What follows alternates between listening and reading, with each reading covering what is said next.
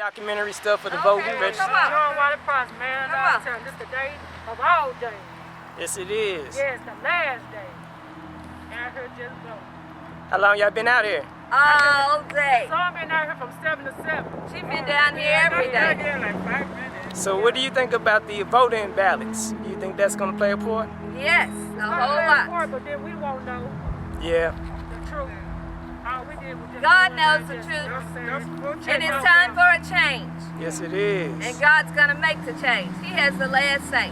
7:30, but we already know if we're not going to know Until or whatever. tomorrow. So it might take 2 days, but I'm hoping That's for what an they answer said, 2 tonight. days probably. I've been out here The longer you drag it out, the more chances of scammers and I've deception. been campaigning for the last 3 weeks. I need an answer tonight, right at 7:07. We're not going to get no answer to 707. But the longer you drag it out, I know how many people voted, so today should be the last day for you to just sit down and be like, oh, okay, let me recount and all that. no. But we know from the history of voting that the longer you drag it out, the chances of more deception. So the quicker you get it done, it's finished. Terminaste en Christ Jesus. Jesus Cristo, ayúdame. Todos balatos. All So we want right. him to handle the ballots. Yes, we do. You already know he got the last say. Anyway, but at the same time, man, we need an answer. We need an answer by today. No later than I'm gonna give you 8 o'clock. I need an answer. Let me ask y'all kind of a personal question. As black voters, do you think, anybody, speaks more to us, I mean, is there any parties, or are we still looking for that person, honestly? Well, first of all, I never think that a black person should put all their heart into, like we got a African-American Messiah. Like that's the only person. We have to be a machine in ourselves, connective ourselves. So, our ethnocentric has to be ruled by our Christocentric. That's the bottom line. Me personally, I'm not into politics or whatever. Both parties, you know what I'm saying? We always say actions speak louder than words. Y'all been saying a lot of words, so when you get in, I want to see straight action. Yeah.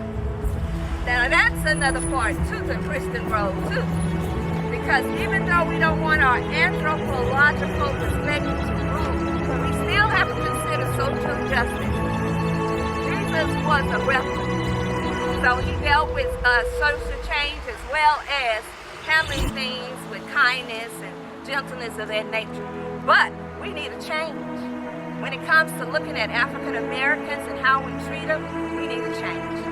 And any race that is treated in a very unhealthy or not Christ-like manner, they need to be respected according to Christ-like principles. So the majority of our votes have been young people, first-time voters. yes. So they need an answer. You know what I'm saying? They looking for somebody to lead this country. And that's a good Texas point. has always been, you know what I'm saying, a state that, you know what I'm saying, that we always been a togetherness through this election since what? I say April, we've been here, we've been there. You know what I'm saying? We need to be together.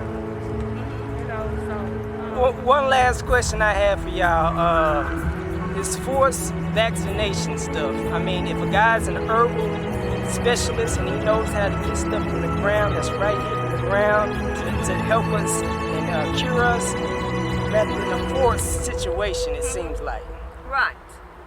Well, first of all, this could have all been avoided when it came to the United States years ago when Trump first got into office, when they were trying to get all the countries to unite in terms of what's in the air, what's going around us, and what's affecting us, and he didn't want to be a party to it. He did not want to join in and be a party of it with the united group of countries. So you got that issue that started. So they had no respect for culture, nor people, or whatever. Now, then the politics came into play with the virus and having a cure and whatever. Everybody got a cure now. Everybody wanted to say something from the earth somewhere to get it, sometimes Clorox, whatever. So everybody's got a way of trying to monopolize in the midst of something that is killing people day and night. What was the most horrific thing? It was almost like the Holocaust was in New York, when you saw all of those major trenches just lined up, bodies behind bodies, packed in a big old 18-wheeler, and then they put the bodies on top of bodies and left them out there in that open area. That was worse than the Holocaust. And so it will go down in history that that happened.